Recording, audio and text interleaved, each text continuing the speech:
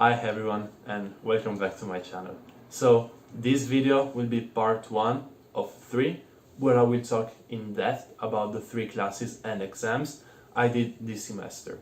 The 3 exams are Advanced English 1, this video, then Contemporary History and Comparative Legal Systems.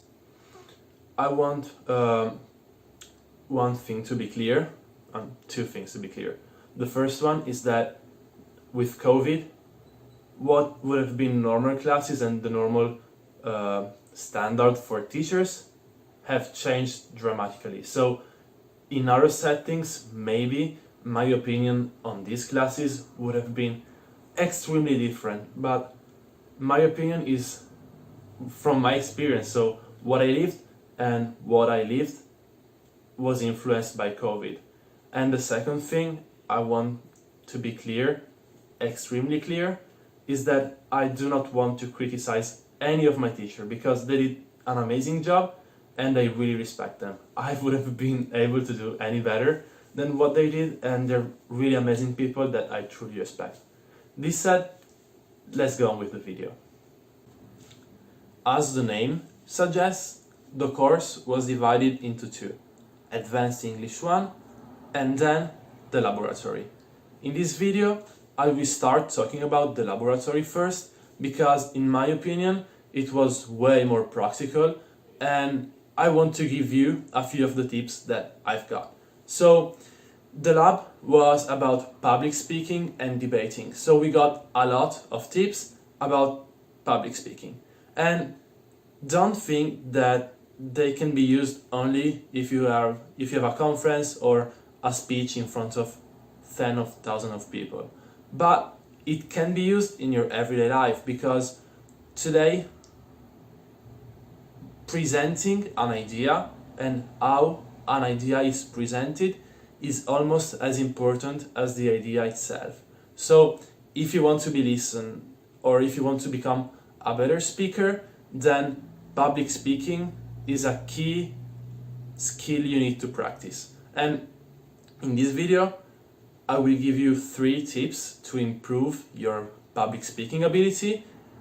You can document yourself more and you will find a lot of useful tips about it, but this is just to get a general idea and what are the 3 main areas where you can improve fast. The first tip I want to give you is to slow yourself down when you're speaking. You have to speak slowly. As people, we have the fear that other people are not listening to us. So we tend to say everything we need to say in a very short amount of time. And we are scared that if we talk too slowly, people will just get bored and stop listening to us. But if you just start speaking too fast, then people will not understand what we're saying. So when you talk in general, but when you're saying something important, slow it down.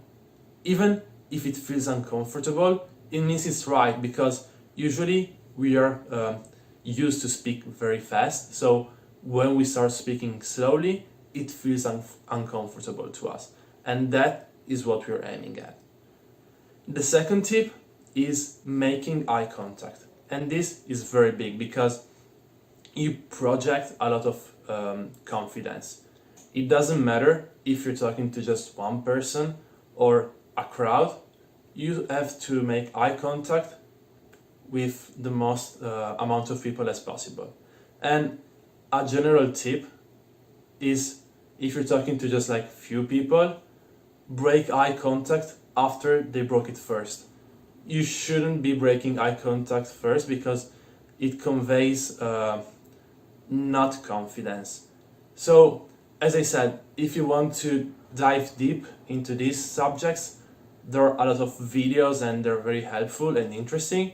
So if you're interested in the subject, document yourself. And the third tip is what I think is the most amazing one, is be aware of body language. Because in the 90s, there was a sociologist that said that what we say, like the words themselves, actually account just for 7% of the message that people get. Wonder where the other 93% is? Well, 38 is in the tone. So if you just speak like a robot, it gets boring and the message gets lost. So try to use an interesting tone and an appropriate one. And the other 55% is body language. So try to have a posture that conveys confidence and move. You shouldn't be moving your hands a lot with wide movements, but just to highlight important points of what you're saying. Like if you're saying an important word or an important concept, use your hands to highlight it. As I said, this is just a very introduction to public speaking and the list of tips that can help you, but these are things that are easy to control. Like body language needs a little bit of practice, but the other two can be like done instantaneously, and if you apply them in your everyday life, the benefits are huge. So if you want, just focus on these three things: slow down when you're talking, making eye contact, and be aware of what is called non-verbal communication, so tone, but most of all, body language. And if you find a benefit from them, try and document yourself more. The other part of the course was Advanced English 1. I will refer to it as general classes because I've been calling it this way for all my course. So general classes. And what it is just a regular B2 to C1 English course. Nothing too special. And I have a C2 level. I know it doesn't show because I took it a few years back when I was coming off my year as an exchange student, and my level has dropped quite a bit, but it's still pretty high. So I didn't find it too useful for myself, but I think that maybe if people had lower levels of English, they might have enjoyed this class quite a bit. But what I also want to say is that the entry-level requirements for English in my course that is taught completely in English for all the classes of law, sociology, history, etc., the entry requirements of English are already pretty high. So I don't know how many people found this course interesting and useful. For the grading for this course, we had two partial exams. The first one on reading and the second one on listening.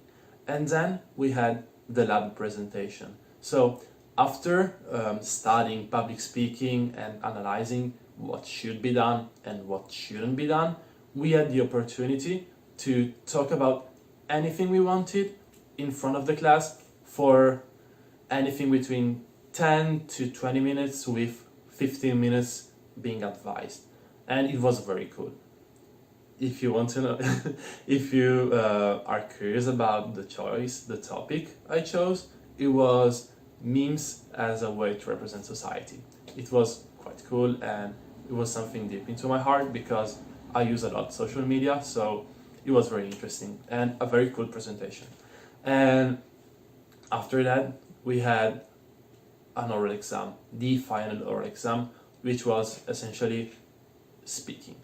And my final grade on the average of these 4 exams was 28 out of 30 because the grading system for university in Italy is out of 30 and I got a 28. I'm happy with my grade. I could have easily gotten more if I didn't take it as a free exam because knowing English already, I took it as a free exam that I didn't need to study for, which allowed me to focus more on the other 2 classes, which were way more difficult. And if I didn't had this mindset, I could have easily gotten more. But I'm happy with my 28. And what I feel, like how I feel about this class as a final thought, is that it was not the most interesting class of the semester, for sure, and the only useful and practical and valuable that actually added knowledge was the lab, and it was very cool. If it was 4 months, 5 months of just lab and public speaking, it would have been a very good and interesting class. But overall, we only had like two labs each week, and I feel like 2 classes, general classes. Not the most interesting class of the semester, that's for sure. So that brings me to the end of the video. If you're still watching, you're either my parent, one of my friends, or you actually enjoy this, which would be very weird because I'm still learning this YouTube thing, because I'm not very good at it, but I'm trying to learn, trying to improve myself. And if you're still watching, I'm grateful. Please leave a like, consider subscribing, and I'll see you in the next one.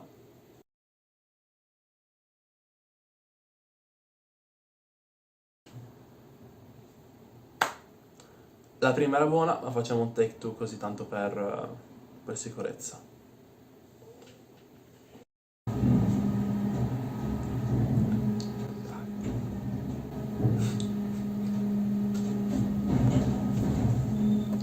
If you can hear it, it's the trash car, the trash collector that is collecting the trash, and I will probably put it in at the end of the video as a blooper.